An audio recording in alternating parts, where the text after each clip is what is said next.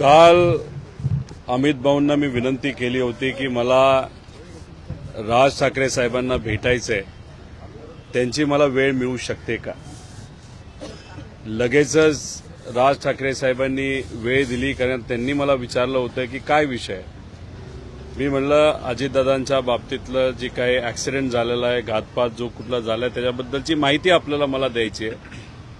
दादांचा विषय असल्यामुळे लगेचच्या लगेच मला तिथं वेळ मिळाला. आज इथं आल्यानंतर बराच वेळ त्यांनी सगळ्या घटना समजून घेतल्या. जी काय माहिती मी घेऊन गेलो होतो ती पूर्ण माहिती त्यांनी समजून घेतली आणि ती माहिती समजून घेतल्यानंतर बोलत असताना त्यांनी सांगितलं की महत्वाचा विषय आणि सगळ्यात महत्वाचा प्रश्न एवढाच आहे की FIR पोलिसांनी का नाही घेतला. त्यांचा अभ्यास चांगला असल्यामुळे त्यांनी मला 2 दाखले दिले सुप्रीम कोर्टाचे, ज्याच्यामध्ये ऍक्सिडेंटल डेथ रिपोर्ट झाला असला तरी FIR घेता येतो, तो नागरिकांचा हक्क आहे. आणि एक दुसरा दाखला ज्याच्यामध्ये काही झालं तरी FIR घ्यावाच लागतो पोलिसांचा, हा दुसरा दाखला त्यांनी तिथं दिला होता. त्यामुळे त्यांनी एकच प्रश्न केला की या महाराष्ट्रामध्ये एका व्यक्तीचा, एका मोठ्या नेत्याचा, महाराष्ट्राच्या देशाचा नागरिकाचा जर FIRच होत नसेल तर ही अतिशय दुर्दैवी गोष्ट आहे.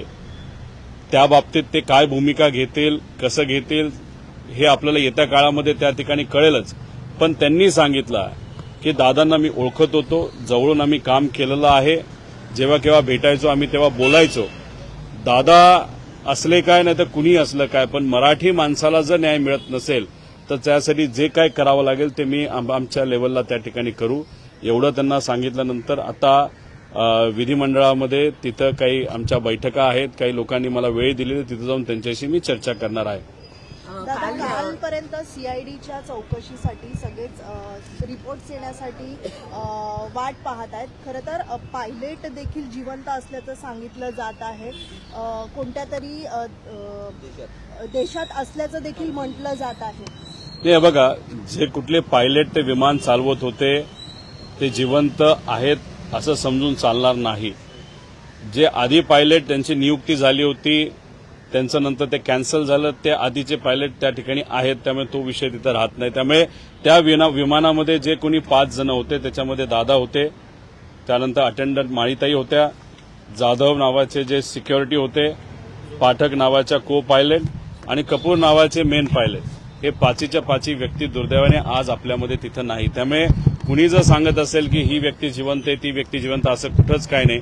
ऍक्सिडेंट झाला का घातपात झाला याच्याबद्दलची माहिती आपल्याला त्या ठिकाणी घ्यायची आणि त्यासाठी आपण सर्वजण प्रयत्न करतोय. एक तर FIR या महाराष्ट्रामध्ये घेतलाच जात नाही, हे खरं तर दुर्दैवी गोष्ट आहे.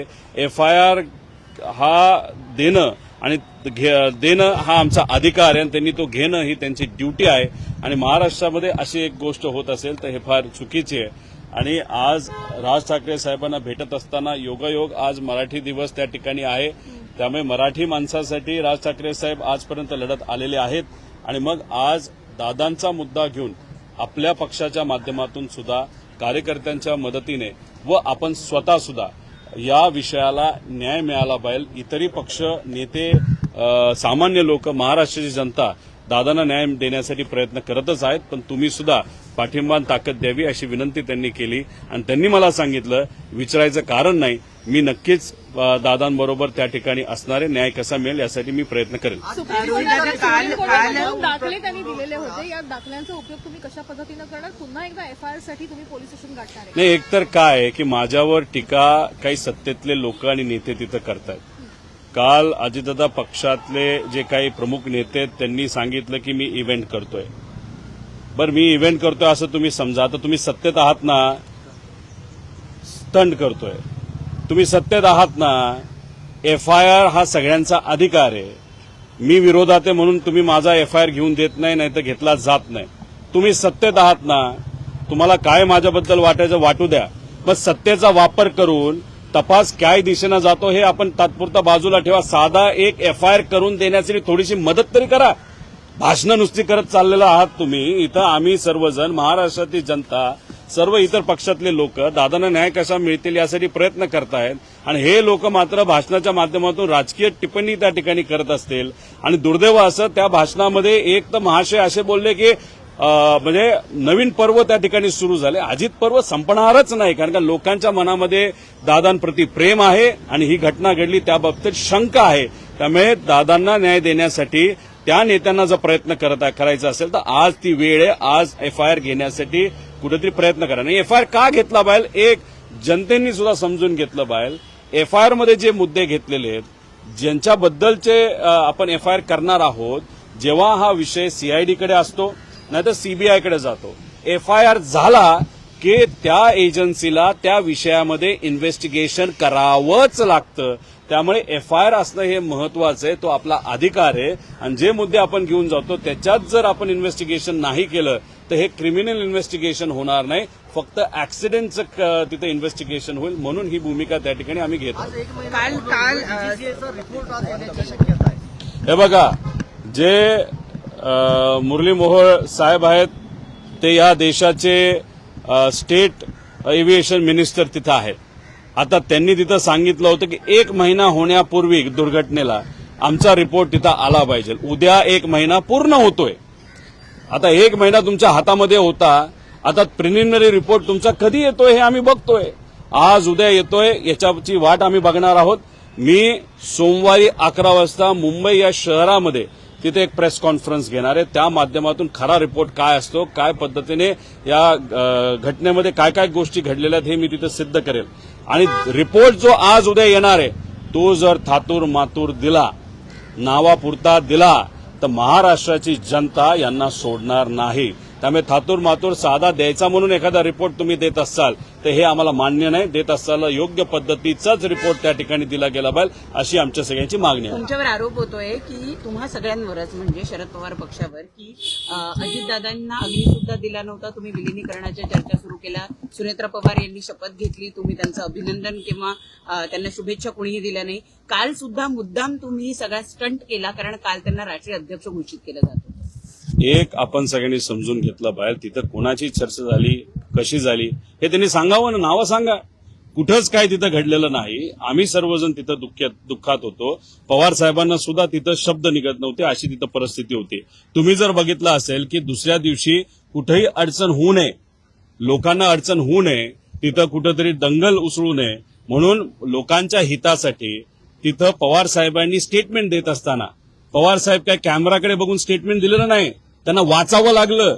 कारण का पवार साहेब इतके भावनिक झाले होते, त्यांना शब्द फुटत नव्हते, म्हणून त्यांना काही गोष्टी लिहून दिल्या, त्या वाचल्या.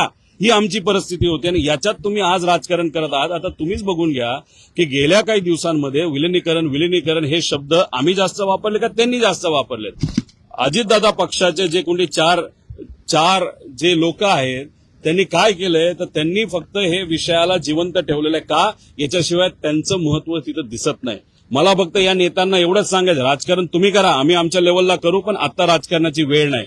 पण तुम्ही तुमच्या पक्षामध्ये आज राष्ट्रीय अध्यक्ष कोण झाले तर सुनेत्रा काकी झालेले आहेत. त्याच्याचबरोबर आज उपमुख्यमंत्री कोण आहेत तर सुनेत्रा काकी आहेत. त्यामुळे तिथं वागत असताना स्टेजवर आणि इतर गोष्टीमध्ये जरा सांभाळून वागा, कारण महाराष्ट्र तिथं बघतोय. एक तर महिलांचा आदर ठेवणं हे महत्वाचं आहे. आणि दादांची वचक काय होती, दादांचं प्रेम कार्यकर्त्यांवर होतं, आमदारांवर होतं आणि महाराष्ट्रावर होतं. पण या जे काही 4 नेते आहेत त्यांच्या वचक तर नक्कीच दादांचा तिथं होता. अहो काल आम्ही बघत असताना किती वाईट वाटलं. जायला जागा सुद्धा कुठं द्यायची तर ते नेते तिथे ठरवणार. कोणीतरी नेता काकींच्या खांद्यावर हात ठेवतो, कोणीतरी ओढतं, कोणी काय करतं. म्हणजे हे बघून महाराष्ट्राची जनता आम्हाला ह्या गोष्टी वाटत नाही. आता तुम्ही ह्याच्यात आम्ही राजकारण करतोय असं म्हणतोय, तुम्ही राजकारणाचा मुद्दा काढला म्हणून आता आम्ही भावनिक मुद्दा काढतो. त्यामुळे आमच्या काकींचा जो आदर आहे, कारण काकी मोठ्या नेत्या आहेत, त्या नक्कीच खूप चांगलं काम अजितदादांचं काम सारखं काम करतील असा आम्हाला विश्वास आहे. पण जरा सांभाळून वागा आणि सांभाळून त्या ठिकाणी बोला, एवढंच या ठिकाणी सांगतो. सुनेत्रा पवारांना काल माध्यमांशी काही बोलायचं होतं का, असं दिसलं का तुम्हाला त्या दृश्यांमधून? कारण त्यांना काही नेत्यांनी सांगितलं की पुढचं आम्ही बोलतो, अशी दृश्य सध्या नाही. मी एक तर त्या सगळे भाषण कुठं ऐकले नाहीत. काकींचं भाषण मी ऐकलं, भाषण ते चांगलं होतं, त्यातून संदेश त्यांनी त्या ठिकाणी चांगला दिला. त्याच्या व्यतिरिक्त जे बाकीचे बोलले त्यांचं भाषण पूर्वी ऐकण्यासारखं नव्हतं आणि आजही ऐकण्यासारखं नाही. त्यात कंटेंटच नसतो, त्यात महत्वाचे मुद्दे सुद्धा त्या ठिकाणी नसतात. त्यामुळे मी काय त्यांचं भाषण ऐकलं नाही.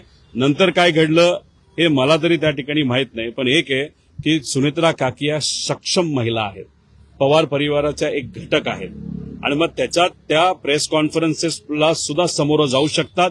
त्यांना वाटेल ते त्या ठिकाणी बोलू शकतात. जर कोणाला वाटत असेल की सुनेत्रा काकींना आपण कंट्रोल करू शकतो, दादांना कंट्रोल करता येत नव्हतं पण काकींना करता येईल, तर ते भ्रमात आहेत. थोड्या दिवसानंतर नक्कीच कळेल की ताकद काय असते आणि एक नेता कशा पद्धतीने पार्टी तिथं चालवत असतो. त्यामुळे ह्या 4 जे कुठले नेते आहेत त्यांनी थोडंसं सांभाळून राहावा, सांभाळून वागा, एवढंच या ठिकाणी सांगतो. काल बोलताना सुनेत्रा पवार असंही म्हणाल्या की दादांचं अर्धवट राहिलेलं स्वप्न मला पूर्ण करायचं आहे. काही अंदाज आहे कुठलं स्वप्न असेल?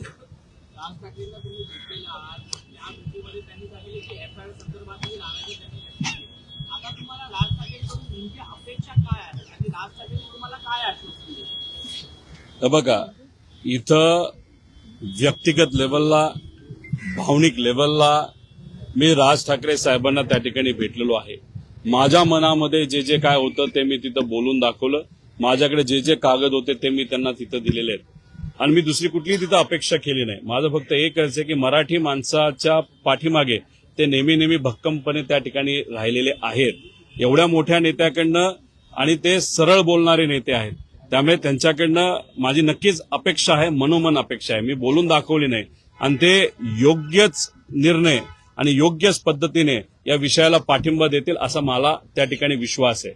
आता काल सुनेत्रा काकींच्या बद्दल बोलत होता, त्यांचं राहिलेलं अर्धवट स्वप्न काकांचं काय होतं हे एकतर मी काकांकडे बघत असताना आणि अख्खा महाराष्ट्र अजित काकांकडे बघत असताना काका हे महाराष्ट्राचे मुख्यमंत्री झाले पाहिजे अशी इच्छा आमच्या सगळ्यांची त्या ठिकाणी होती. आता काकी बोलत असताना अर्धवट राहिलेलं स्वप्न हे विकासाच्या बाबतीत, कारण दादा नेहमी फक्त विकासाबद्दल बोलायचे. महाराष्ट्राला एक नंबरचं राज्य बनवायचंय, विकास करायचा आहे, त्या स्वप्नाबद्दल त्या बोलल्या का वेगळं काही स्वप्न तिथं बोलल्या हे मला माहित नाही. पण मी काकींनाही विनंती करतो, त्याच्याबरोबर सगळ्याच लोकांना, नेत्यांना जे सत्तेत विनंती करतो, FIR दाखल होणं महत्वाचं आहे. दाखल जो FIR होईल त्याच्यावरच इन्व्हेस्टिगेशन होईल आणि इन्व्हेस्टिगेशन त्या पद्धतीने झालं तरच आपल्याला अजितदादांना न्याय देता येईल.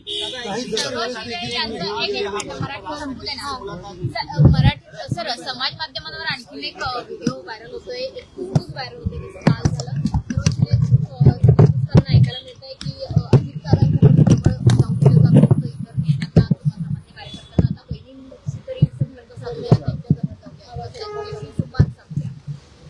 त्यांचं मत आणि सगळ्यांचं मत तेच ते 4 यांच्याबद्दल त्या ठिकाणी असावं, याच्या पलीकडे दुसरं कुठलं नाही. आणि एका महिला आमदारांनी ते बोलून दाखवलं, ते एका व्हिडिओवर आलं आणि ते लोकांपर्यंत पोहोचलं. याच्यावरनं समजून घ्या की एखाद्या नेत्याला जर आमदारांपासूनच लांब काही लोक ठेवत असतील, ते 4 लोक ठेवत असतील, तर मग बाकीच्यांचं काय? तरी दादा हे दादा असल्यामुळे त्या गोष्टी तशा होऊन देत नव्हते. पण तरी जर होत असेल तर काकींनी सुद्धा कुठेतरी सांभाळून राहिलं पाहिजे, एक पुतण्या म्हणून त्या ठिकाणी विनंती करतो. शोकसभेमध्ये जो व्हिडिओ दाखवण्यात आला त्याच्यामध्ये पण अजित पवार यांची कारकीर्द दाखवताना शरद पवार यांचा एकही फोटो दाखवला नाही. आणि दुसरी गोष्ट, 2022 नंतरचे अजित पवार दाखवले, 6 वेळा मुख्यमंत्री असलेल्या माणसाची कारकीर्द दाखवताना कमी पडलं.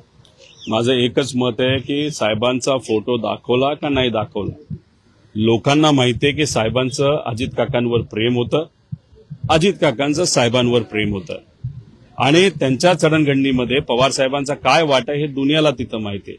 महत्वाचं काय, तो व्हिडिओ बघत असताना आमच्या डोळ्यामध्ये जेव्हा पाणी आलं, पण मनामध्ये एक शंका होती आणि एक कुठेतरी खंत सुद्धा होती की अजितदादांचं काम हे 40 वर्षाचं राजकीय कारकीर्द त्यांची आहे, त्यांचं काम आहे.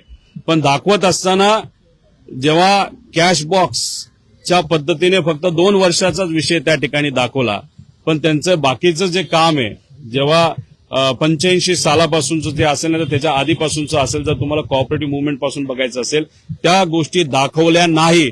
म्हणजे दादांचं एवढं मोठं कार्य असताना सुद्धा त्या व्हिडिओच्या माध्यमातून ते छोटंसं का दाखवण्याचा प्रयत्न त्या ठिकाणी केला गेला आणि फक्त 2 वर्षाचंच तिथं का दाखवलं गेलं, म्हणजे कुठंतरी एखाद्या एजन्सीनी काय केलं हे दाखवण्याचा ते प्रयत्न करत होते. कॅश बॉक्स जी कुठली एजन्सी असेल का दादांनी काय केलं हे दाखवायचा प्रयत्न ते करत होते. दादांचं जर खरंच त्यांना दाखवायचं झालं असतं तर कुठेतरी तो व्हिडिओ अजून मोठा आणि अजून चांगला होऊ शकला असता. एक दादांचा फॅन म्हणून आणि एक नागरिक म्हणून मला वाटतं.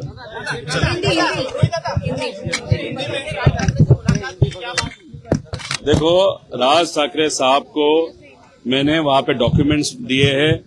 एफआईआर नहीं हो रहा ये मुद्दा उनके सामने वहां पे मैंने प्रस्तुत किया. उसके साथ जो रिसर्च मैंने किया है वो डॉक्यूमेंट जैसे अलग जो दूसरे बड़े नेता हैं जैसे राज ठाकरे साहब भी महाराष्ट्र के बड़े नेता हैं उनको भी उसके बारे में भी इंफॉर्मेशन वहां पे मैंने दी है. उनका कहना है कि एफआईआर होना ये किसी भी व्यक्ति का हक है. अगर महाराष्ट्र में एक नेता का एक्सीडेंट या जो भी कॉन्स्पिरेसी है वहां पे उनका मृत्यु होता है, उनके मृत्यु के बारे में अगर एफआईआर महाराष्ट्र में लिया नहीं जा रहा तो ये उचित चीज नहीं है, ऐसे उनका स्टेटमेंट है. आगे जाके वो डेफिनेटली इस विषय के लिए सपोर्ट करेंगे ऐसा मुझे विश्वास है.